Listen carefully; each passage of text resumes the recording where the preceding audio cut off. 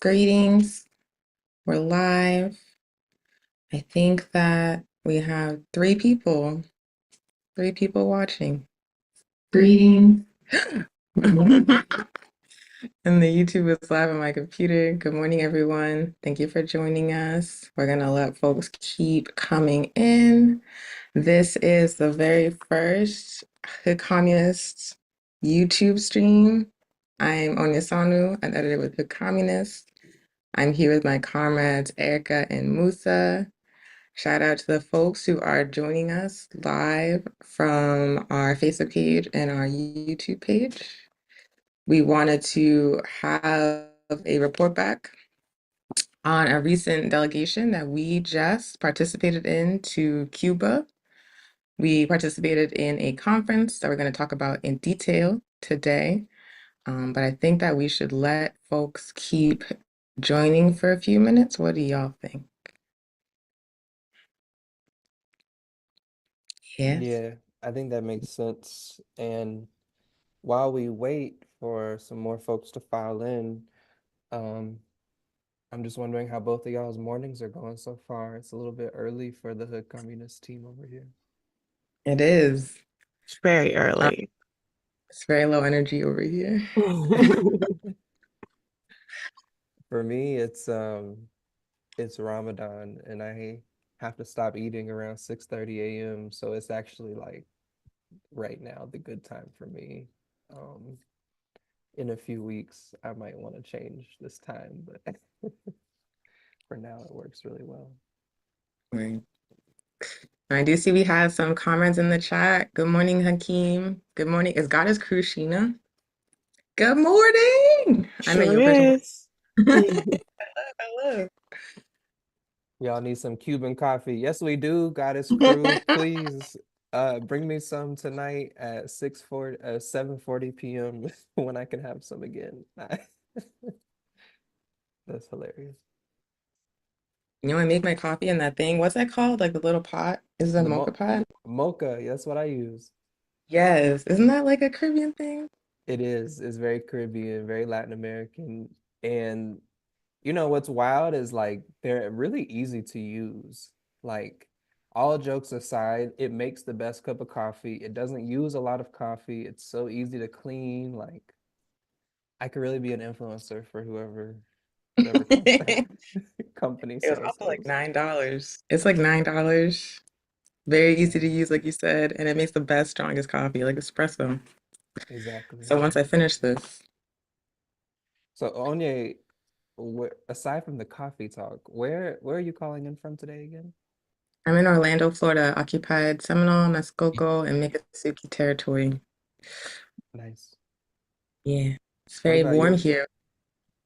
Oh, okay. Yeah, nice. What about you, Erica? Where are you calling from? The depths of now. I'm in Maryland. I am in the greater Baltimore-ish area in Anne Arundel County. Nice. Out in the county. Okay. Yeah, I'm calling from Georgia, my home state. I also say greater Atlanta area, um, where the weather is going between 45 degrees and 75 degrees today. Yeah, it's hot. Yes, comparatively. Hi, and Breeze. Good morning. Thanks for joining us. We got It's six Bap people in the now. chat. I'm sorry. Does that bat people? Uh-huh. All right. So I think you got a good little group, and I'm sure that folks will continue to join as we proceed. But we should get the program going because we Yes. have a packed webinar for y'all. So as I said, welcome. We are two-thirds, is it two-thirds? Three-fifths of the editorial team of Hood Communists. My name is Onyesonwu Chatoyer. I am one of the founding editors of Hood Communists. I'm a cadre in the All-African People's Revolutionary Party and the All-African Women's Revolutionary Union.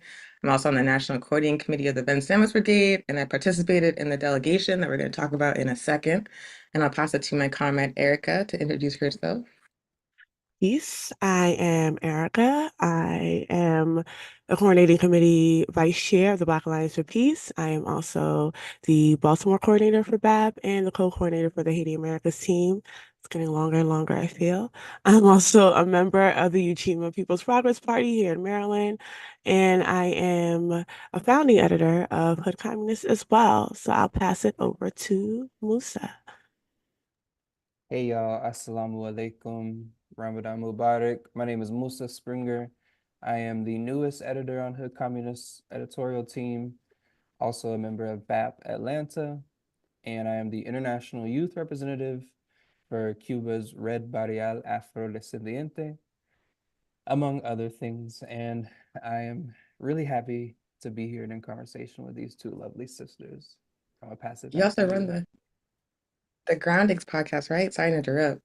But the Groundings podcast.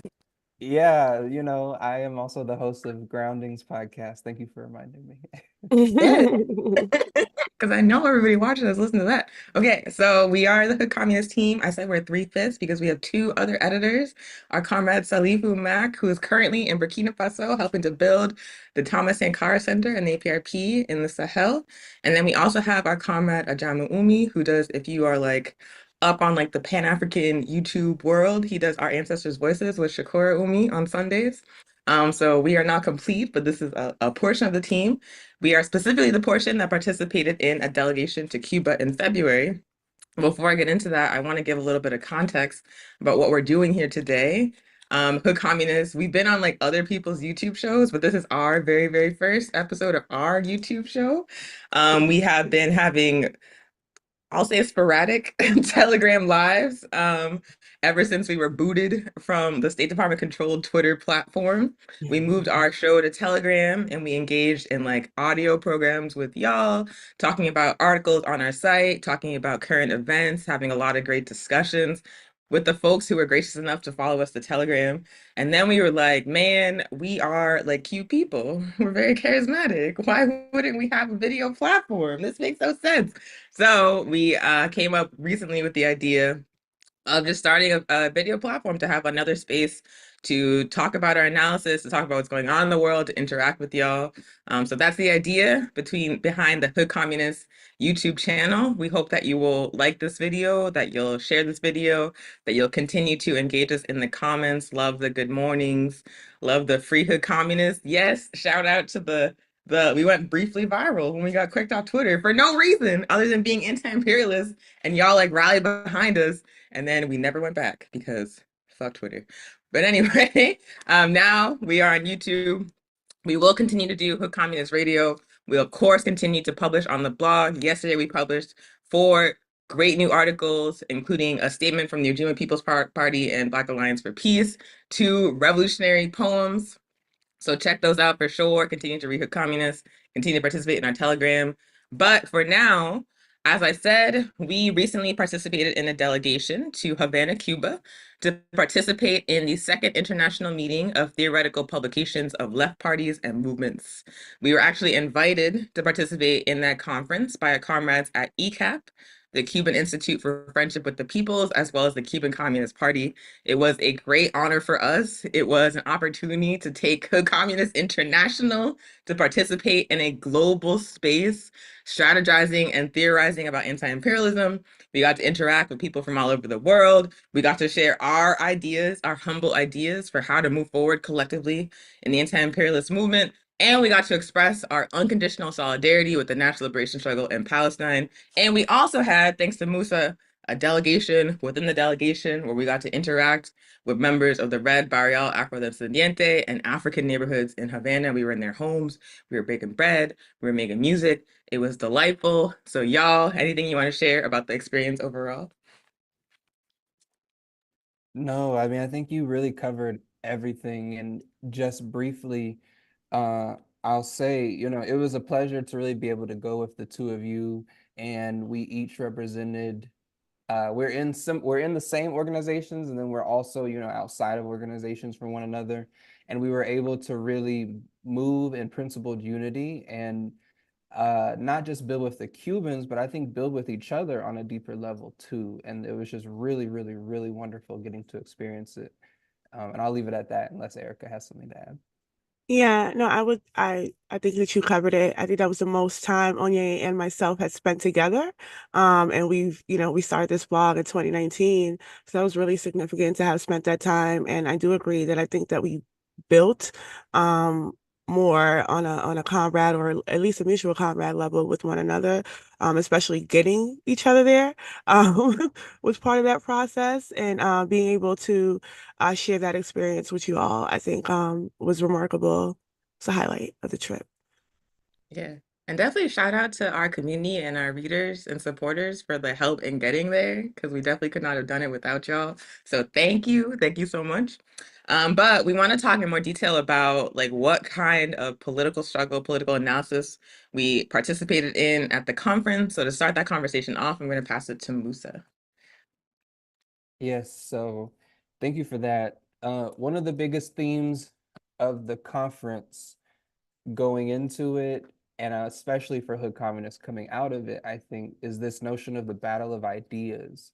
And this is a phrase, an idea that comes from Comandante Fidel Castro himself, my president, my chief. I can't speak to whoever y'all got in the Whiteness House, but um, this idea of the battle of ideas is something that Fidel he spoke on as early as 1959, actually, during excuse me, during the revolutionary movement and revolutionary period. Fidel was already talking about a battle of ideas. And July 26th, which is an extremely relevant day for Cubans, as you all know, there's the July 26th movement that honors a lot of revolutionary things that took place on July 26th, specifically the attack on the Moncada garrison in Cuba by the Western armed Gusano terrorist squads. And in 1953, in 2000, honoring that date, Castro says, and I quote, "Our battle of ideas will not cease as long as the current imperialist, hegemonic, and unipolar system is still in place and remains a scourge of humanity and a moral threat to the survival of our species." Um, and so, again, this was him commemorating a revolutionary moment by talking about this battle of ideas. And this term, battle of ideas, while Fidel named it, quote unquote, in around 1999, this has actually been a pretty core facet of the Cuban Revolution. The idea and the belief that imperialism is not just waging a violent, bloody, material, exploitative war, but it's also engaged in very, very, very deep information warfare, psychological warfare, which we could also call propaganda. And so in 1999, some people who were old enough to remember, maybe on the YouTube or even on this call, there was a Cuban child who was essentially kidnapped, right?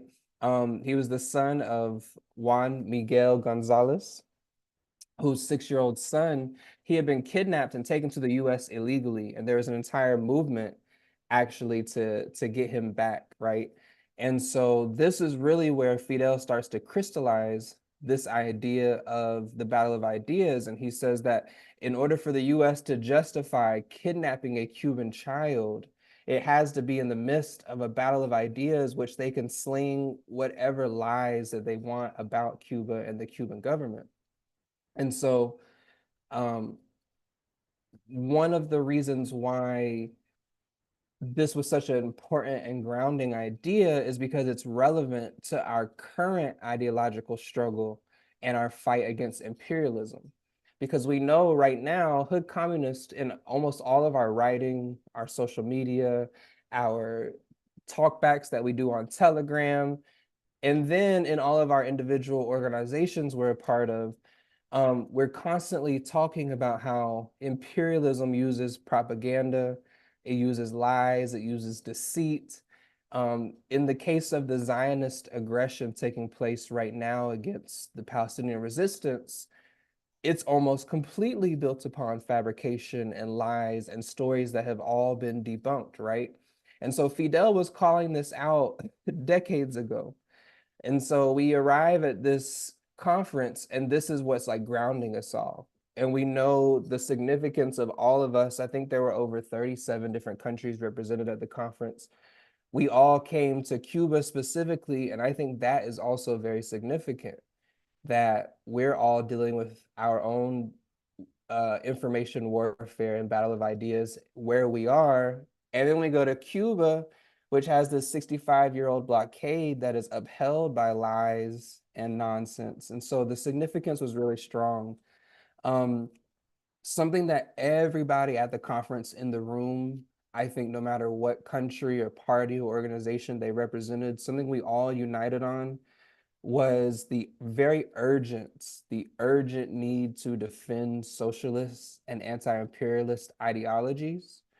Um, there was a lot of talk about values and how can we instill like socialist, anti-imperialist, progressive values into people, right?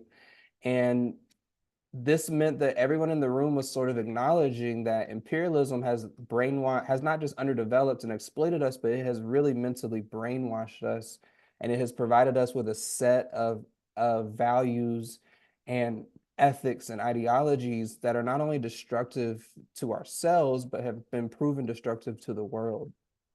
And so all of us in our media capacities, because remember, this was like a invitation for a conference for media workers, essentially.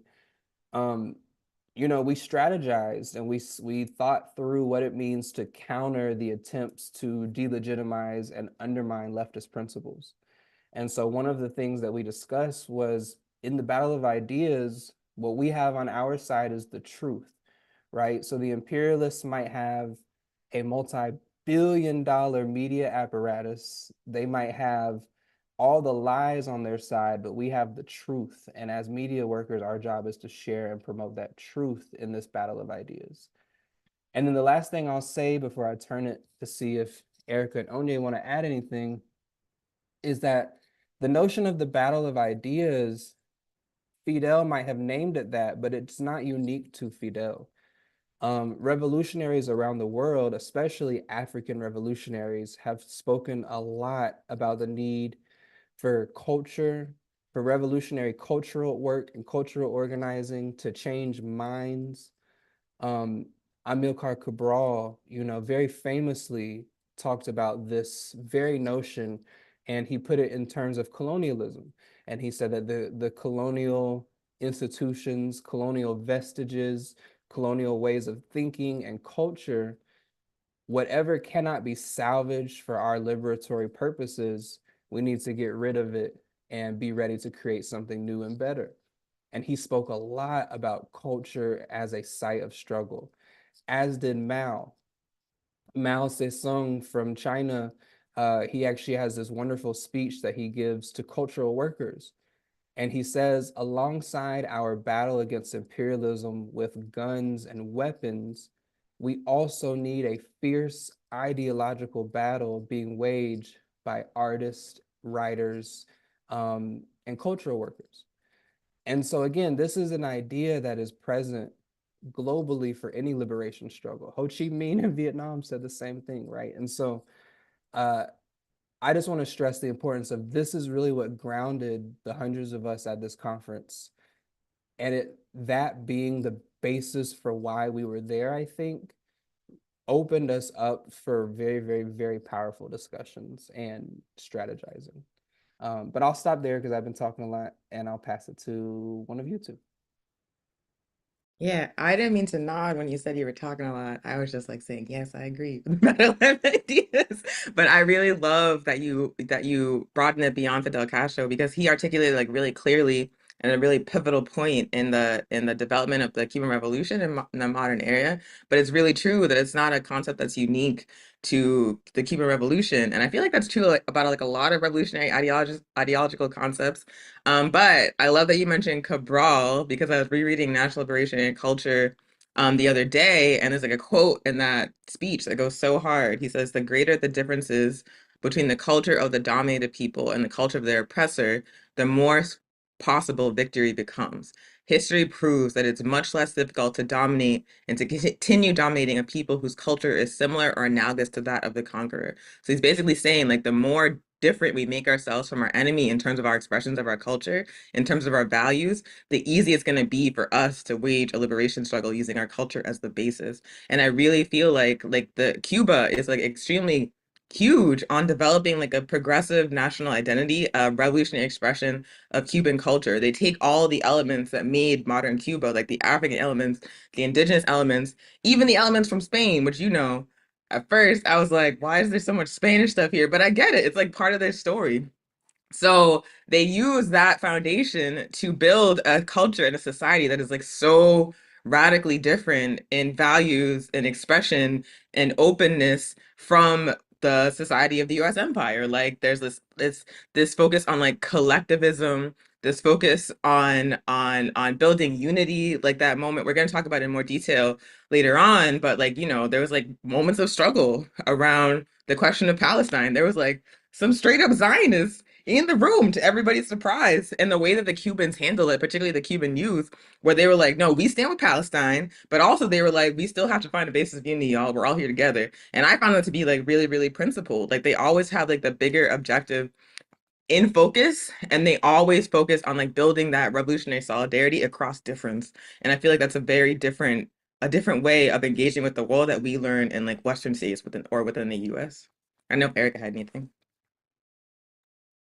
No, just briefly, I think I would agree. Well, I agree with both of you. And ironically, well, serendipitously, I um I had just used that Amilcar Cabral quote. We were invited to table at this event that happened to be at a nightclub. It was a very different kind of tabling event, but people were open to certain things that was said. So it really spoke to being able to, I guess, replicate a message in different arenas, understanding that you're what you're up against. Because even having to speak at that event, I understood like, okay, well, I can't talk the same stuff that I was saying before. So like it started with Peace Africans, and then I had to take a pause about, okay, so how am I gonna address this? Because you have people, just watching you like, what you about to say?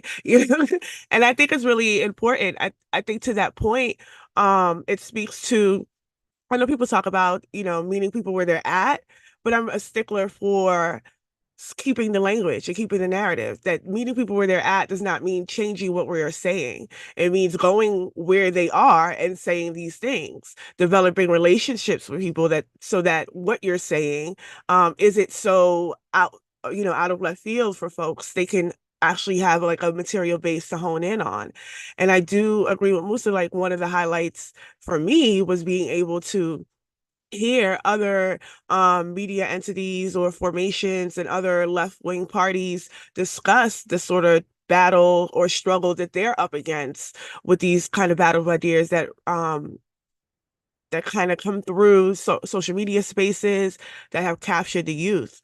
So I think that that was really important because it signaled that that is a point of unity amongst us all, I think. But yeah, I can yield there.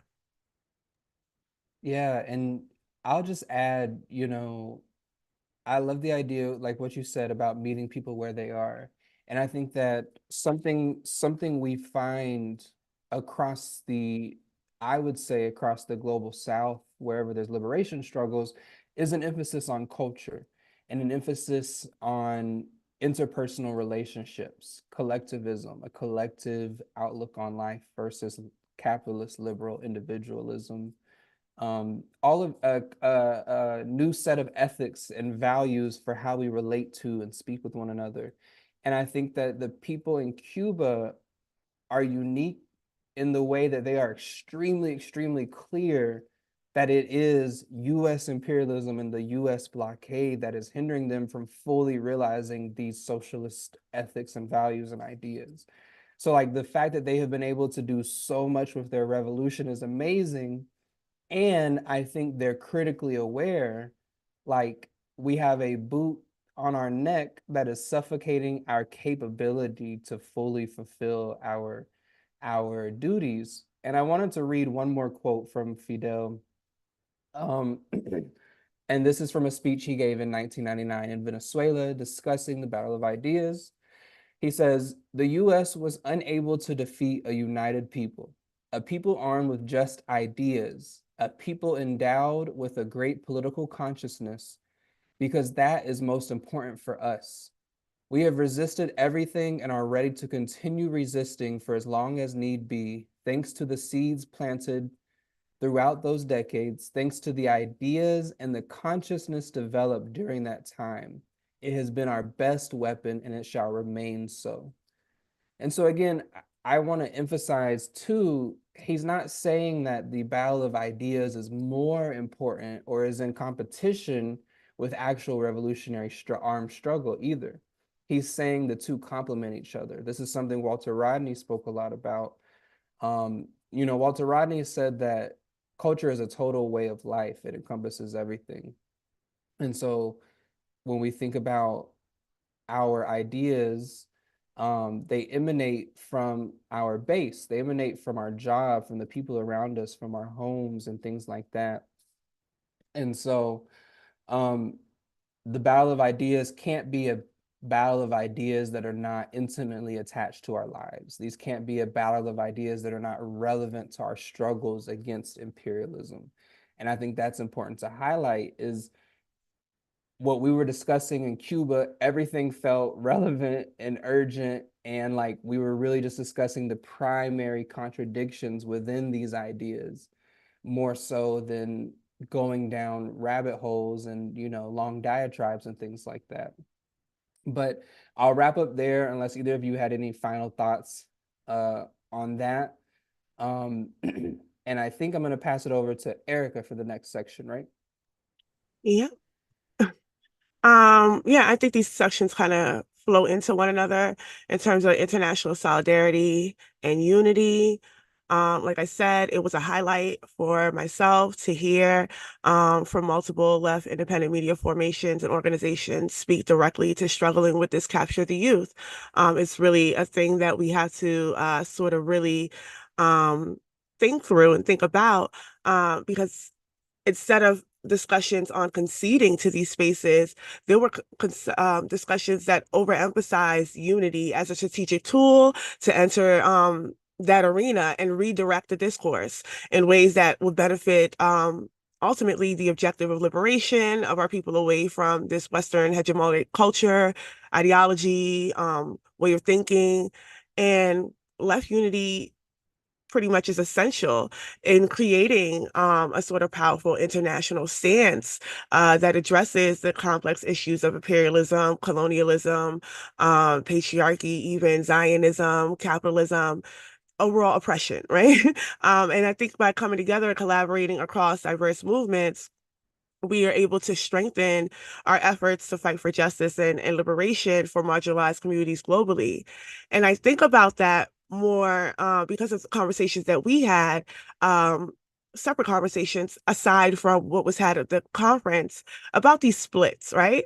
And I've been thinking about that more and more because since leaving that conference, a lot of things have developed within, our movement and spaces that really had me consider the necessity for splits and the necessity to fight against them. Because what we are up against, when we think about the sort of pan-European unity that's formed out of NATO, that's formed out of all of these institutions that are essentially to our detriment, that has subjugated or even murdered, our people, African people worldwide. What does that look like to have a primary contradiction and still be sort of disheveled as a left movement because there's all of this infighting, there's all of this ideological unclarity even or even there's no clarity in the objective of where we're going. And of course that's understood in the framework of a battle of ideas, right? We understand that capitalist domination of media creates challenges for socialist media movements, but then also the overzealous nature of academia in these particular spaces and the nonprofit industrial complex that you and I and Hiram got to speak about in the Groundings podcast. So we understand it is a whole bunch of things that account for why certain things happen in our spaces. And then the necessity for a space like Hood Communists, which is an independent media apparatus, but it also we also understand ourselves or our role as intervening and shaping a particular public discourse that reflects a materialist understanding of the world based on ideologies that reflect scientific socialism in one way or the other. So we're up against that in mass organizations that don't necessarily have to adhere to that, right? They're welcoming everybody. So thinking about what does unity look like when we have all of these ideologies, when we have all of these thoughts, beliefs, but we also have a common enemy and a primary contradiction. And is it worth it always to break apart? And I think, how many splits? How many splits are we going to have? And I thought about that more deeply after the conversation with Kamal and Hiram yesterday on Saturdays with Renee on Black Power Media, because they did offer, I think, some introspection to that idea. But I do think the more important understanding is a necessity for left unity and what that means, and understanding unity not for unity's sake. This is not about being kumbaya. This is not about being friends, even, right? Because comradeship is not necessarily about friendship, but it should have some sort of trust involved. Like, if you are my comrade, you are someone that I have to trust in this war. Like, if shit goes down, and that's a different level of trust with a friendship, right? I don't necessarily have to trust you with my life per se in a friendship. But in a comradeship, I kind of do, because we're in it together. So what does building left unity look like? And then more broadly, outside of our intermediate organizations, what does it mean to build left unity in these coalitions? Because we understand that we are going to have to come together in a sort of coalition work, because like it or not, our opposition, our enemies, our class enemies even, are unified in certain ways where they are organized to our detriment, to oppose any of the things that we're trying to push, to oppose our liberation struggles, to oppose our working class struggles. So understanding that and then building that in a formation through these medias where we are fighting against a sort of the impact of an amplifying of propaganda against socialist movements, against anti-imperialist nations, leading to a particular misinformation. The call for unity it's more than just a unity for unity's sake. It is a necessary and strategic tool. And I think that was emphasized in the conference specifically, because one of the themes was battle of ideas, but more specifically, how do we engage in a battle of ideas in a way that unifies a collective voice that pushes back against these imperialist apparatus that we find in these social media spaces, that we're finding in academia. When we spoke about the youth, we did point that out, that the school system is also captured, and that we're finding in these organizing spaces. So I'll leave it there. I don't know if you all have more to add. Yeah, I can hop in here. Thank you for that really thorough context. And I think that the question of unity within left movements within basically the West, because I feel like the rest of the world, like one thing about that conference was there was a sense of understanding of the basics that you don't see in left spaces in the United States. Like even on the question of anti-Zionism, there was like literally one person that was on the same page, and there was like everybody was like, what is your problem with, principled way. Whereas in the US, like we were in Cuba, people were talking about uplifting the necessity of armed struggle in Palestine by any means necessary, like we support them, full stop. And then you come back to the US and you're like, but the hostages, terrorism, blah, blah. Like it's just very like it's very, very there's like a sense of like confusion that's the starting point for even like political struggle on like the far left within the US and within Western states that does not exist in the global South in Cuba. Like they have a higher starting point than we do, which makes unifying easier. But the other thing that I think is like that was like really jarring to me was like how like there were different political tendencies in the room, certainly like a lot of Marxist Leninists, but also like Chinese socialists, Russian socialists, people from Panama, people from the Dominican Republic, obviously from Zimbabwe, like all different political struggles across borders, across political tendencies, with a very shared understanding of the necessity of centering the struggle against imperialism, the imperialist system as the greatest enemy. And then it makes me think about like when we were on Jackie's show, Darker Than Blue, last week. Shout out to Jackie Lukman, we love you. We were talking about the conference, and in the comments, people were like, "But Cuba banned black studies," or like, "Who owns the land in Cuba?" Like, basically, if you had done any kind of like basic study on Cuba, you would know the answers to these questions. There is actually African studies in Cuba. We've met African studies professors. The land reform program in Cuba, that was like one of the first strategies of the Cuban Revolution after they won the military struggle, massively benefited African people. African people own land in Cuba. Like basic questions where you can tell the person asking did not do basic investigation, but they're using their lack of investigation and their assumptions about Cuba to question their solidarity with Cuba. And that's something that you see in the US a lot. Like there isn't like a basic understanding that imperialism is the primary contradiction and that we have a responsibility in the belly of the beast to be in solidarity with the struggles of the global South. Instead, we're like, prove yourselves to me. Prove this is good enough. Tell me how you did this. I think you should do it this way based on no experience whatsoever, not even basic research, just vibes. Like there is like an arrogance that is the foundation of the confusion that we have here, in addition to like the constant indoctrination with the propaganda of our enemy that we don't even realize, those of us on the left. And I feel like that still also shows up in our relationships with each other, where we like you if you are trying to organize a revolution to transform an entire economic system, to transform an entire society, an entire nation, an entire world, you have to believe on a basic level in the possibility that people can change, that they can be transformed. But I feel like in the ways that we relate to each other within the left, we're like, oh, conflict, fuck you forever. You're dead to me. Like we like justify it as like radical, as revolutionary, to say like I am not dealing with you. I'm not talking to you. We have a different line on this, so we can never work together. I'm gonna publicly attack that organization, and that's the principal thing to do. Like there's just like a basic misunderstanding about how to actually build solidarity, actually like center unity and like move across difference and maintain relationship even in conflict. Like we don't have like those basic skills, but the rest of the world does. And it's up to like I have a lot of optimism still, because the future of the global revolution is not in the hands of people in the US. It's in the hands of the global South. And they got it. We just have to catch up. So yeah. But then a question did come up in the chat, and I'll just answer this very quickly and then pass it to Musa for any thoughts. But Comrade in the chat asked if we have any fresh for 2024 ideas for how to connect youth and revolutionaries in places like Ghana, with youth in places like Cuba. And this is definitely something that's a work in progress. Also, something that we directly addressed in our remarks in the conference, talking about how at this present historical moment, like social media is the primary way that like youth and also honestly like a lot of people engage with the world, like get their understanding of current events, even know what's happening with current events, like platforms like Twitter, platforms like TikTok. And that, by the way, is a large part of the reason why the US is trying to ban TikTok, or at least get it under US government control.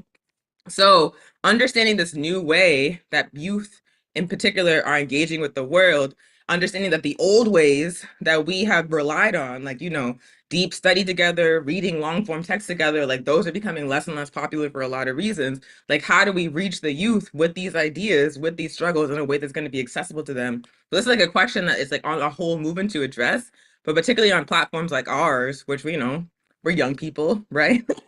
Relatively speaking. So it's like on us to try to, and our audience certainly is very, very young, like youth.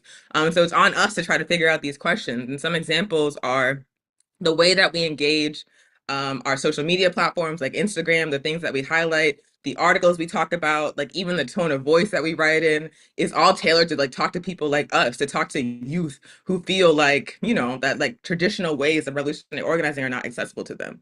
Another really good example is the work that our comrade Salifu is doing with the Thomas Sankara Center in Burkina Faso. If you don't follow on Instagram Burkina Books, you should correct that right now. At Burkina Books, follow it right now. Yesterday, they had a post where they have like classes for youth in Burkina Faso that Salifu and Comrade Inem and APRP teach. And they were learning about Haiti, Niger, Mali, and like learning about the connections between their struggles. Like they were both colonized by France, or they were all colonized by France. They're all resisting Western imperialism. This is what the struggle looks like. These are how they connected. And they literally figured out how to have like advanced anti-imperialist discussions with like 9 and 10-year-old kids. And I'm just like, this is actually incredible. Like, these are things that we need to learn about, that we need to replicate. Because, like Erica said, like, there's always this tendency, and it's the arrogance within the Western left to be like, oh, the even grown adults can't understand what we're saying. We have to like dumb it down for them. We have to meet them where they're at, and that means like not using the terms. And no, like what the Black Alliance for Peace shows, what the APRP shows, what the Thomas Sankara Center shows, is that you can use the language. You can explain that you can go into the deep context like imperialism, just explain it. That's it. Like use the language, use the concepts, and just explain it. Like have faith in people, have faith in the youth, have faith in the masses, and they will get it if you break it down for them. So just like yeah, shout out to the Thomas Sankara Center, follow Burkina books, and how to reach the youth is something that we think about a lot. That's something that's like really really crucial for the moment that we're in right now. But I'll pass it to Erica. No, I mean, quickly, I'll just respond and Musa can speak to left unity as well. But to that point of the how do we get that, I think that's something that we are talking about right now. And I also think that that has to do with left unity because we are in movement spaces. We have a relationship with Burkina Books. We're able to have that, these conversations with those comrades. Because again, like you said, we're all loosely youth.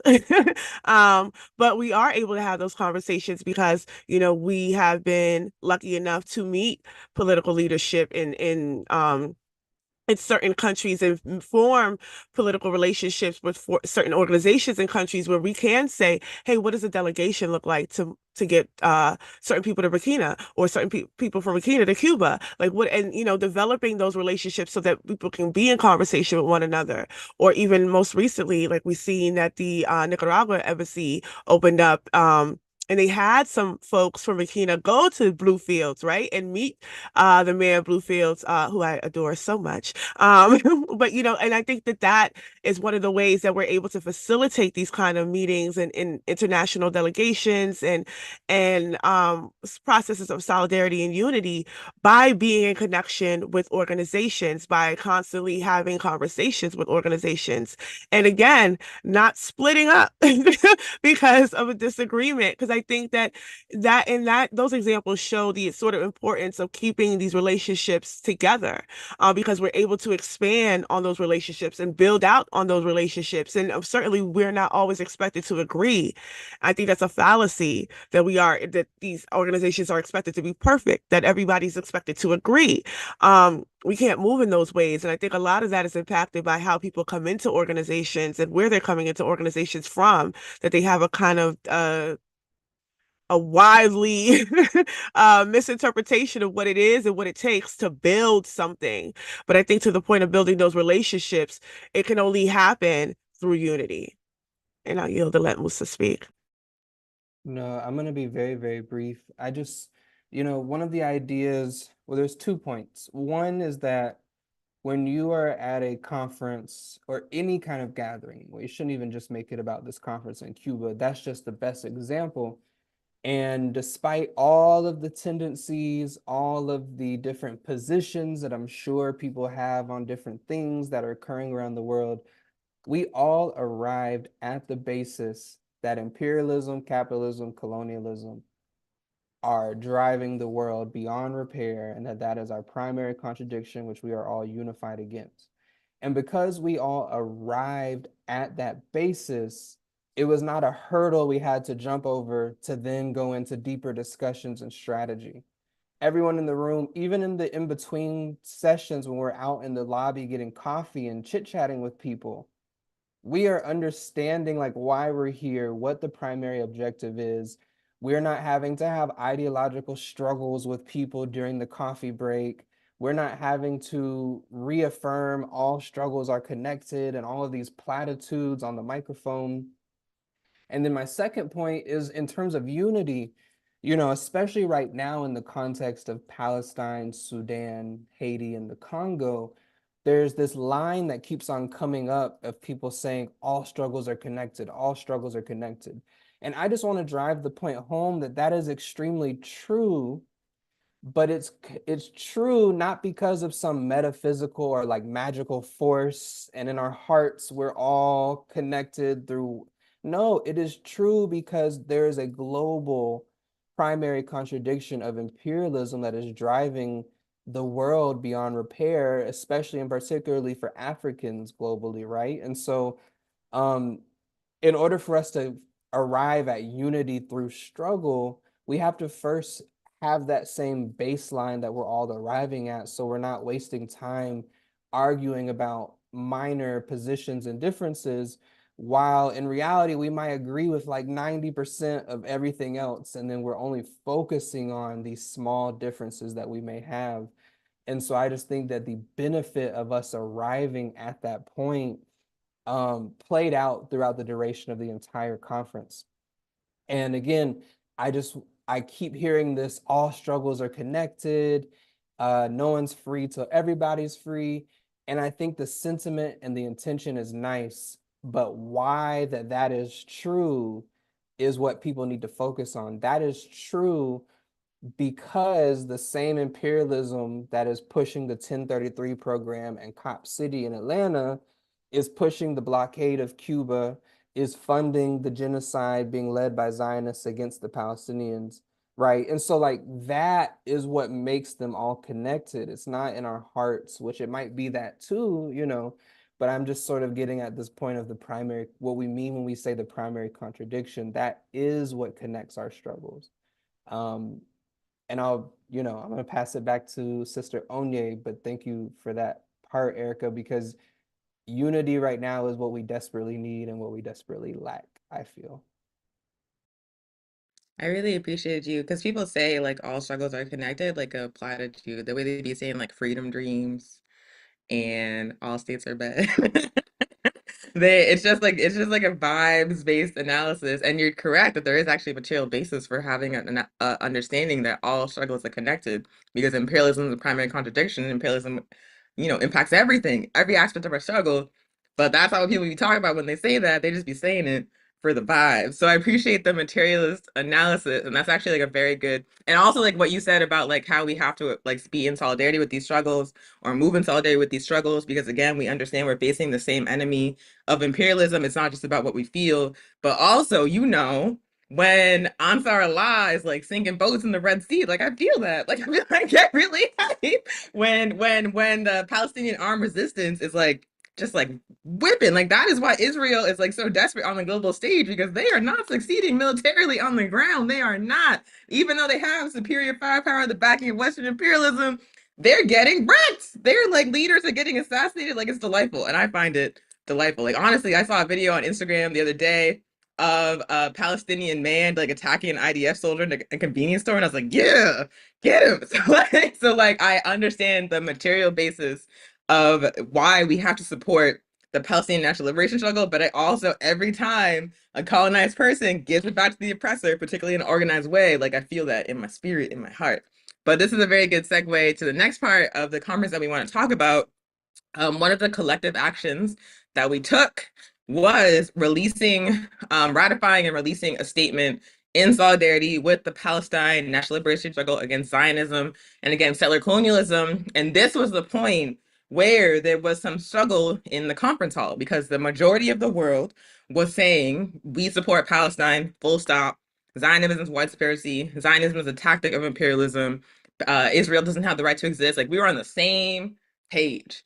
And then this delegate from, of course, I think it was either from the United States or from Britain, but he was from the Raggedy West. The Raggedy West. He brought straight up Zionist analysis into the space. He said October 7th was a program. He said the reason the only Jews are only safe because Israel exists. We have to condemn Hamas. All the hits that you see in like the US media, in like the Instagram comments, like he brought that into the room. And I remember when he started talking, and it was like slowly dawning on people what he was saying. We were like, wait, what? Erica stood up and was like, who's talking? Like the Palestinians were like just like getting angrier and angrier. And we had like the way it was set up was actually really thoughtful. We were like basically like in this big conference space with like auditorium style seating. Each of us had a desk. On the desk was like a microphone, and then we had like earpieces to translate because there were many different languages, and we don't speak, Chinese or Russian or what have you, but they were translating for us real time.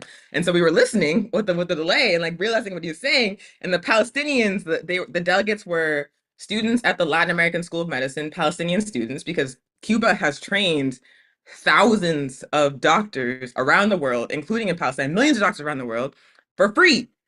So there's Palestinian students at the Latin American School of Medicine, a reporter from Al Hadaf, which is like a Marxist-Leninist Palestinian newspaper, and then a reporter from Razumin, who I think was Cuban, but she was with the Palestinian delegation. And so one of the students at Elam put on his mic and he was like, "Excuse you?" Like he was like, "No, no." Like he just like reiterating the justice of like the resistance of Palestinians is justified. This is ridiculous. Like, how dare you? Like basically just like very, very strongly countering what this straight up Zionist was saying.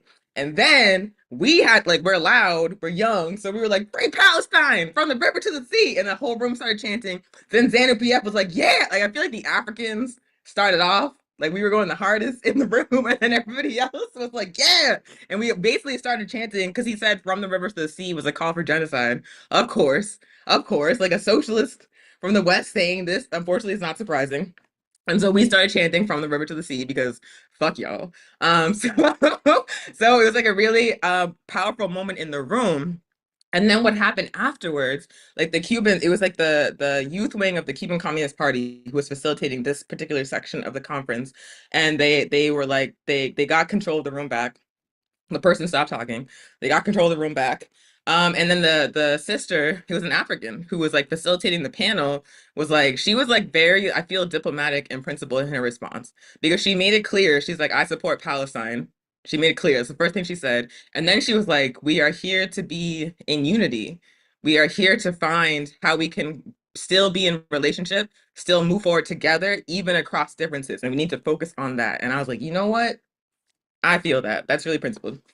So then another really cool thing about the statement, and I'll just share this and then I'll pass it to the comrades for their reflections on this as well, is that the statement initially written had Cuba's line on the Israel's occupation of Palestine, which is a two-state solution, return to the 1967 borders, which is like a common, this is not like a Cuba thing. Like a lot of global South nations have this line. They like let's go back to the last like recognized UN agreement on this situation. We know at this point, it's always been clear that the two-state solution is not, it's not a possibility anymore. It's Israel that will not allow that to happen. Like they will not be happy until Palestine is eliminated and they have complete control of the land. So a two-state solution was never actually on the table. And the Palestinian students were like, absolutely not. Like there was a point where we were trying to take pictures with these comrades from Fire this time, and the Palestinians like were behind us, and they were literally sitting with the Cubans, like helping them rewrite the statement. And the Cubans like accepted their like engaged in the struggle, accepted their changes, and the statement that was ultimately released like was with the edits of the Palestinian delegation. And I again found that to be really principled because Cuba has like its defined state line. Like I said, 1967 borders. That's not a Cuba thing. That's like a common thing throughout the global South, but they still heard from the front lines of the Palestinian struggle. And they're like, "Okay, we are going to accept your perspective because it's your struggle." And they changed the statement. And the statement that was released reflects that struggle. So I just found that to be like, I feel like in the US, like they would have argued, like people would have argued with the Palestinians. They would have been like, "No, like two-state solution, blah, blah, blah." And the Cubans were like, "You know what? You're right. Let's change it." So I just found that to be really great. And there's definitely more to share, but I want to open it up to Erica and Musa for any thoughts that y'all have on that. Yeah, and I can be very brief. I think, well, and just for context for people, I'm glad you explained about like the earpiece and the translation because it was my first time attending a conference where we had that. And I think it can be kind of jarring at first for a lot of people because in this earpiece, you flip through different channels with different translation. And I think we had 7 or 8 different languages. So sometimes I would just be listening to the Spanish and practicing my Spanish when they were not speaking fast like a Cuban. And then other times I would be listening to the English. And so the three of us, we were not only listening in our earpiece as this European, started making these Zionist talking points. We were listening. I know, like, I believe myself and Onya were both listening in Spanish. Erica was listening in English, but we were also writing our speeches and what we were about to say, like literally in that session that's coming up. We were writing. So we were all very focused on what we were doing, listening at the same time. And I wish we had on video the like 15 to 30 seconds it took for us all to really realize what he was saying. And not just us three, but everyone in the room, we had to catch up on translation.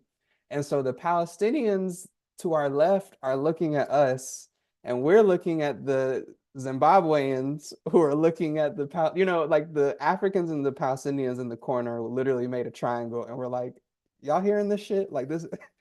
Um, and he also said, and I quote, this European man said, quote, October 7th had nothing to do with Palestinian liberation and everything to do with raping and killing Jewish women and children.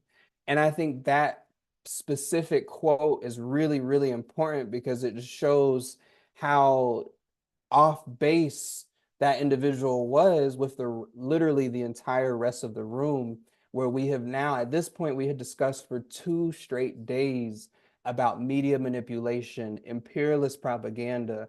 We had mentioned several times Zionism and how they are using media as a tool of warfare to engage in genocide against the Palestinians.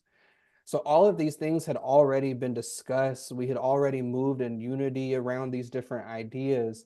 And he waited until 9 a.m. on the last day of the conference to bring this up. And so while it is a salacious and it's a juicy story, and I will probably never stop telling it because it's very funny to have been in the room, um, it's very telling and instructive, right, of exactly what we're talking about. We had been moving in principled unity. We had struggled through ideas the whole entire weekend. And then this one individual acted without principle, without ideological grounding and political grounding. And it kind of, I don't want to say devolved the rest of the conference for that day, but certainly every single person who spoke after that were responding to him and were sharing their unwavering support for Palestinian resistance. And this is from the Vietnamese comrades, from the Zimbabwean comrades, China, Russia, us. I think Erica was one of maybe like one or two people right after that individual. Our talk didn't have anything to do with Palestine, but we made sure to put free Palestine at, so um it was very like, I guess what I'll end on is it was a microcosm of everything we were discussing about unity, propaganda, imperialist ideology, all of those things. Literally, it was like, okay, you've discussed these things for 2 days. Now here's an example of all of this in action. Let's see how y'all do. And like Onye said, the Cuban comrades handled it well. They said the Cuban Communist Party takes the position of supporting Palestine. We will move on to our next set. Like they handled it in such a diplomatic way. But Erica, I don't know if you had anything you wanted to add to that.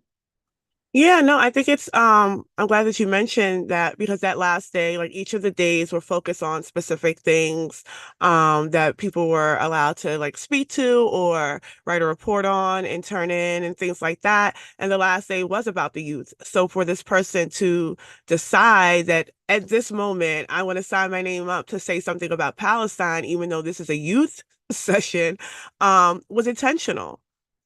And it was intentionally trying to, I don't know if it was a matter of testing the unity in the room, but I do think that it absolutely did test the sort of unity in the room.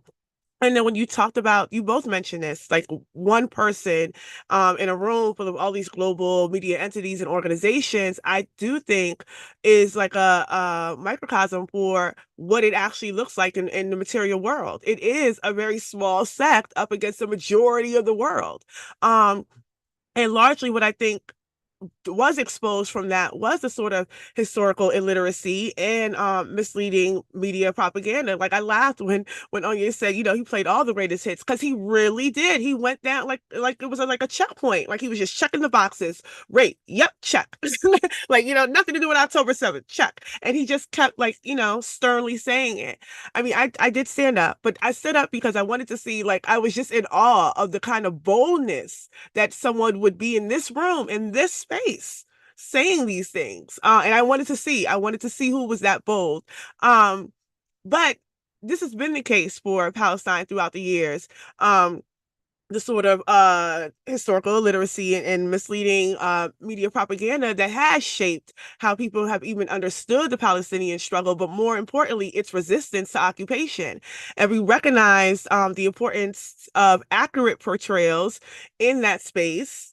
In that room, but then the narratives to gain comprehension and understanding of the situation to combat the sort of misinformation that was being presented. And to Musa's point, like if we didn't already come there with a clear sort of ideological foundation that we just built up on and didn't have to build, I think that that room would have probably been a mess. It would have been, let's hear him out. Like, where we were like, absolutely no, shut that down. You're not getting any of this. And also to that point, Onye led this, of course, but we did have like a little small struggle around publishing the Hamas statement.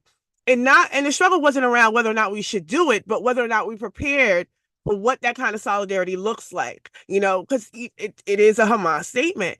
And for us, it was not simply just a show of solidarity, but it is a necessary understanding of what we are witnessing happening right now and why. And I love the introduction to it that talks about how critical it is for Africans whose own subjugation and deaths in this own country have been maligned, rewritten, smeared, dehumanized to the point where occupation and state sanctioned deaths at the hands of police who are trained by the IOF is a normal occurrence. Even like I spoke about being in that event on Friday night.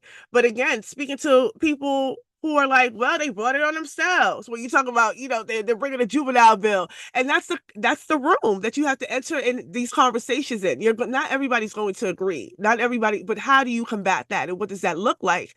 And that looks like telling the damn truth.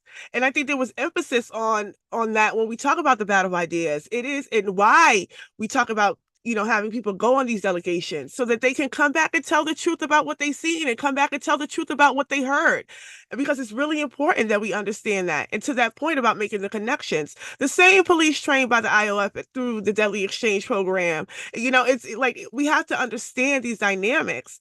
And I think what the Palestinian that show of solidarity did was put that all on its face in real time when we got to see what the solidarity actually looked like between the statements, between us publishing a statement, and between us showing up in real time to say, yeah, not no, from the river to the sea, like and being amped up about it. And it was something that they deeply, deeply appreciated. And it was for me a great thing to see that we did kind of lead the charge on. I mean, Onye freaking yelled out, Viva Palestina! And the whole shit took off. Like the whole fucking room went wild. Like that was all it took. And then everybody started chanting. But yeah, I think this is why there was an emphasis on unity, on solidarity, and that solidarity is not just transactional, right? We didn't do that for the Palestinians because there was a moment in the conference where they did something for us, so they spoke about the African struggle, right? We did that because we had a clear understanding of the primary contradiction that has its knee on all of our necks. And I say that, purposely, because we understand those connections and why these things are occurring and the importance of that sort of unity.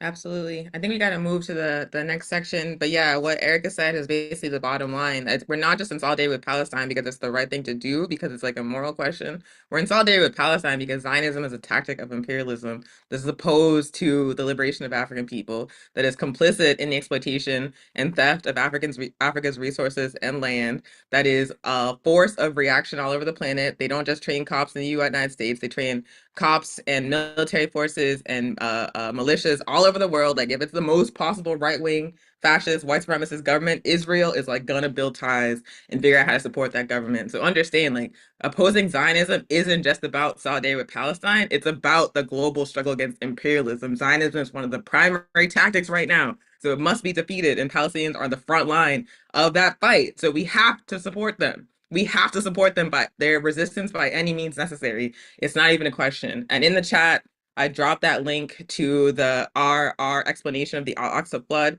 that was released by the armed wing of the Palestinian National Liberation Movement. Please check it out. Please read it. The Palestinian delegation at the conference was like, we need y'all to publish this. They said it to the whole room, and we answered that call. So read it, check it out. Stop talking out of the side of your mouth about October 7th if you haven't even read their perspective. So please, anyway.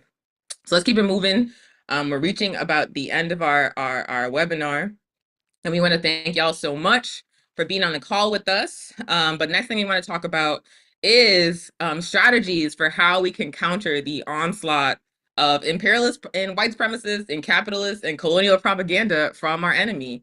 The reality situation is that hood communists and our respective social media platforms and the publications and platforms of anti-imperialist and revolutionary socialist organizations are really like very, very small forces in comparison to the complete capitalist domination of the media. Like the fact of the matter is like the State Department, the US government has control of like Twitter. The CEO of Instagram is a Zionist. Facebook, doesn't need to be said, but basically like these platforms are controlled by our enemy. The TV, the radio station, the newspapers that have like the most viewership and readership are controlled by our enemy. Anti-imperialist, socialist, social justice platforms are minority, and we can't hope to compete with the reach of, capitalist media. And so we need to think about how we can combine our forces to even counter the constant onslaught of propaganda that the masses of people are getting.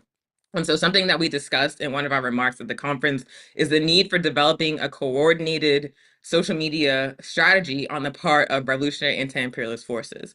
Because the way it looks right now is like it's infected by the disunity that we've been talking about, where the struggle happening against imperialist propaganda is happening in silos.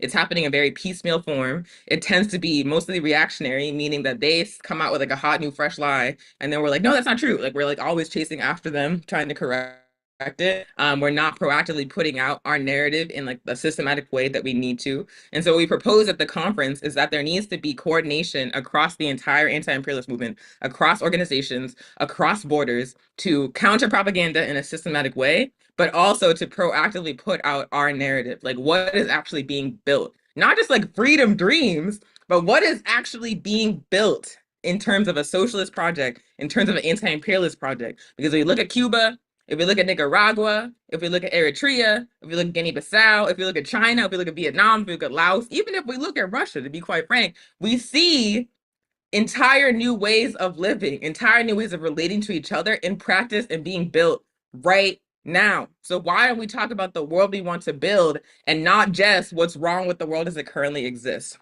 So the example we gave at the conference was the July 11th protests happened in 2021 in Cuba. They were in part a legitimate response of the Cuban people to a drastic deterioration in their conditions that was a direct consequence of the US government, specifically the Trump administration, heightening the US blockade on Cuba. When the COVID-19 pandemic hit, Cuba, of course, prioritized the life and well-being of its citizens because Cuba's society is centered around life instead of profit, like the US.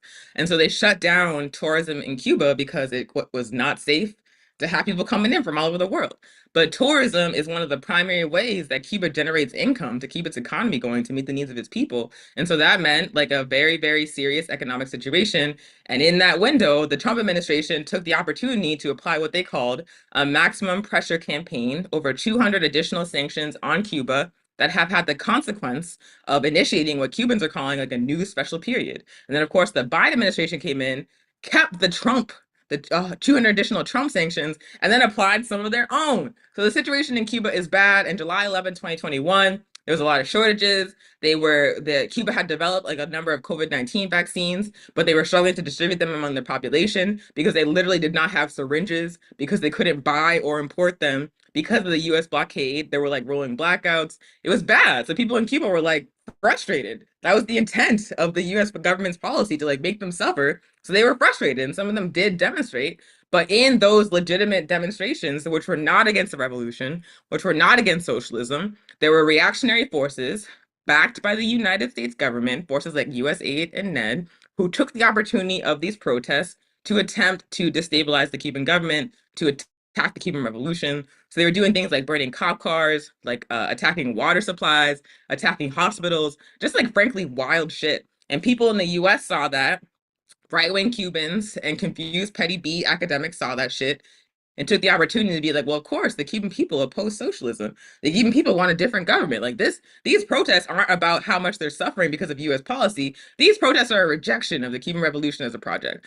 And then we saw a lot of discourse, particularly from those petty beat academics, Africans, unfortunately, that were like, this, it's mostly Africans in Cuba and they're rising up because Cuba is anti-Black.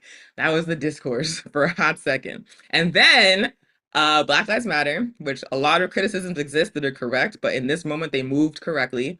The Black Alliance for Peace, the APRP, Hood Communists, of course, Revolutionary African Forces were like, you cut that shit the fuck out. Black Lives Matter put out the statement saying, if you support African people in Cuba, if you want them to have better lives, end the blockade. Shut up. And then Hood Communists put out the Guide to the U.S. Blockade on Cuba. The Black Alliance for Peace, APRP, NNOC, all of us like put out these statements saying like you are not going to use the struggles of African people to attack the Cuban Revolution. The Cuban Revolution was led by African people. The Cuban Revolution was played an instrumental part, and is playing an instrumental part in the liberation of African people around the world, including in Cuba. The condition of African people in Cuba is better than the condition of African people in the United States because they built better conditions. So you are not going to use us to attack Cuba, absolutely not. And because we had that coordinated response, we were able to shut that shit down. The petty B academics, the right-wing Cubans could not compete with the truth, the force of the truth. And the other thing about that response that was like really important was that although it was in reaction to lies being spread, it was something that had been built over the long term because it had been Africans participating in Cuba Solidarity work, participating in delegations like the Ben Samus Brigade, like the Mayday Brigade, like the delegations that Musa organizes with the Red Barrial Afrodescendiente. So we had built long-term solidarity with the Cuban Revolution, as well as like a deep analysis of the reality of conditions in Cuba and the reality of relationships between the US and Cuba. And that was the foundation we used to move in a spontaneous but coordinated way. And so that kind of long-term relationship building, long-term political education work that can produce a coordinated movement-wide response, that is what we are saying that we need to do every single time. Not just one organization, not just one tendency, not always spontaneous, but long-term relationship building, consciousness building, and an organized, systematic response. So I'm going to open it up for Musa and Erica for your thoughts on this as well. Yeah, I'm just going to say quickly, another example of that is when the proxy war broke out, right? There was already, we were dealing with a population that was already set in prime for Russiagate and believing all of that. So what it took for us to sort of impact that was the unity. We were with the National Black Liberation Movement Coalition that released a statement, did webinars. We published everyone from the People's Progress Party, or the People's, what is that in Oakland? I don't want to missay it. Abbas and People's Program. I think that's it. Just simply the People's Program.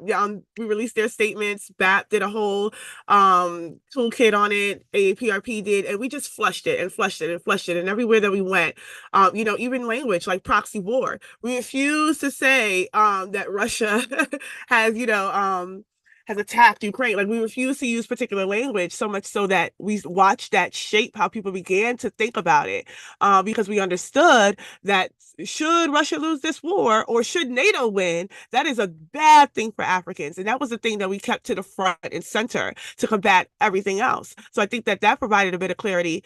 But to your point, that was a reaction too. But I would say that something, as an example, that is something that was a strategic way of combating this or combating propaganda was this sort of national call for Cop City to stop Cop City last year, where we picked a day of action and multiple people got involved. That involves, like, I know Baltimore was able to go into a Morgan State classroom to talk about it.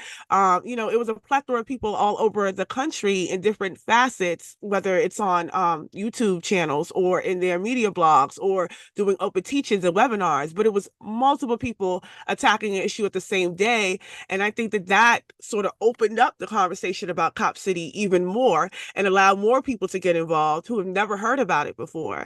So those are the type of sort of, I think, strategic things that we need to think about, not always reacting, but being prepared too. And I think that comes with this sort of emphasis on the battle of ideas and prepping people to think a particular kind of way about their circumstances. And I'll yield there.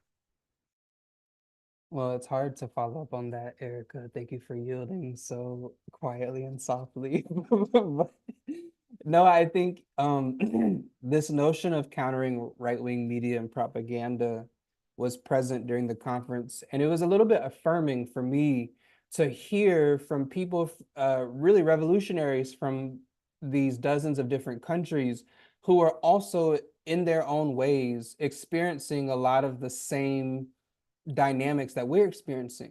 You know, expressing, for example, the rise of very reactionary social backwardness on social media, like homophobia, racism, transphobia, sexism.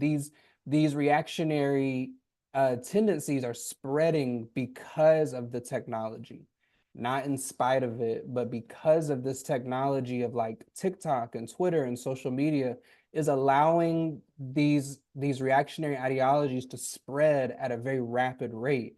And inside of these reactionary ideologies that might not seem completely connected to politics per se, is a lot of imperialist propaganda as well, right? And so, of course, they can lie and say Cuba is anti-Black and the Black people in Cuba were up in arms and revolting.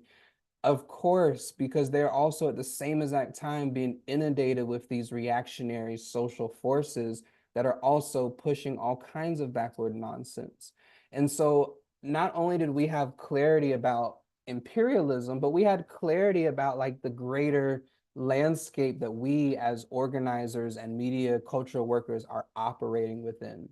And I think that is really, really, really important. Something that we not only discuss, but I think that we have also put into practice through our discipline is while we were at the conference, we were very, very, very conscious and intentional about getting people's contact information, writing down not only their names, but what party or what newspaper or website they're with. Like we took detailed notes because we want to put into practice what we're saying. And I think that publishing the Hamas statement was kind of a show of exactly this. There's all this propaganda, there's all these lies being spread, there is fascist values being pushed out to people. And so we took this conference seriously. We took these resistance fighters seriously, and we republished their statement. Um, and I think the how can I phrase this? I think that one of the things we were able to very strongly emphasize in our statements that I feel was very well received by the crowd was we were able to share how hood communists, because of who we're trying to reach, the audience we're trying to reach, we write a lot of articles that are like 101, the basics, the foundations, you know, really trying to connect with Africans on like a basic 101 level and be like, this is what's most important. We can write it in a short and sweet article. It doesn't have to be the most profound, political, poetic, whatever. But we also spoke about this need for like a robust, well-organized, and organized, I mean, not just with individuals, but with organizations and institutions, media literacy campaign. You know, like what does media literacy mean in the year 2024 when we have like a video dominant information society? So we talked about how Fidel's and Cuba's ideas of this revolutionary literacy campaign, how we can bring that into this digital world and how not only we can, but we should be trying to figure out what a media literacy campaign looks like, because it's very hard to educate our people about imperialism, for example, if there's not like this basis of media literacy. How does the media work? How does your information come to you? Your information is not neutral. It comes through several individuals, right? It has several purposes and angles. And so I think we were able to push that perspective uniquely from our hood communists, our small little, you know, piece of piece of the pie at this conference. I think we were able to really like generate discussion around what that looks like and what that means um, in times of so much fascist propaganda, and I'm really proud of that. And I'll yield there. Right. I think that it would be a good time for Thank us to you. move to a close. So I'm going to pass it over to Erica. Yeah. I mean, I think Musa gave a few, but I just briefly, maybe a minute, if you want to recap some of your key insights or discussions from the panel. I think to Musa's point, one of the things that really stood out for me again was being able to be in that space. With all of these different media entities and having a particular foundational understanding of things and just being in that environment, I think sort of reaffirms the work that we're doing here at Hood Communists and the battle that we're actually up against as a independent media, and not independent media specifically because we're outside of the mainstream media, but independent where we have a particular ideological component that drives the work that we do. We have a principle of unity that drives the work that we do. So in certain ways, we're unique as a media space, and we're able to put emphasis on much of what we learned and took in at that conference because we created a space to do so. So that's a few of my insights. I'll pass it on to Musa Onye. Sure, yeah. And I already feel like we need to do another one of these live streams and talk specifically about the red body out Afrodescendiente and Africans in Cuba, because that's really my bag. That's what I'd be talking about everywhere. But we talked about the battle of ideas, the fact that we are not just in a imperialist material battle for the material world, but there's also a battle for your thoughts and your ideas that are in your head, and the importance of really understanding larger information warfare and propaganda, um, and the ideology behind this battle of ideas, given our current fight against imperialism. And we also talked about promoting socialist, anti-imperialist principles and values and ethics, and defending revolutionary theory. And I'll pass it on you. Yeah, I think y'all got, I mean, almost everything. The one thing I add is like one that there was no one in that room that was not a member of a political organization. And that's something that else is very, very different from left political spaces in the United States. In the United States, there's this perception that it's like acceptable to be like an individual communist. Like you've read Marx, you've read Lenin, you've read Nkrumah, you got the right ideas, and you have no like that's all you have to do. You don't have to like learn how to work with other people. You don't have to put the ideas into practice. You can just be like one person who is ideologically correct, and like that's enough.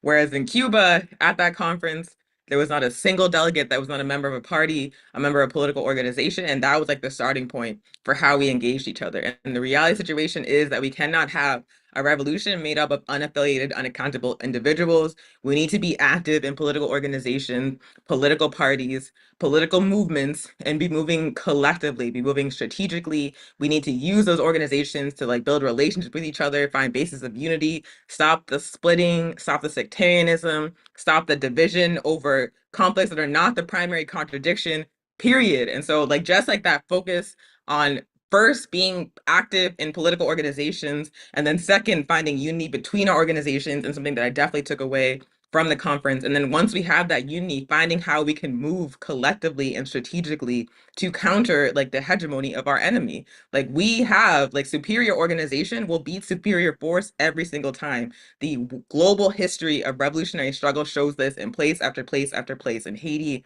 in Vietnam, in Guinea-Bissau, we have taken out like the entire forces of NATO. We can do it. We just need organization. We just need people working collectively. So that is the missing piece for those of us in the United States, for those of us in the West, and this is what we need to build. So that's one of my major takeaways from the conference. Thank you both. So I'm just gonna run through some announcements.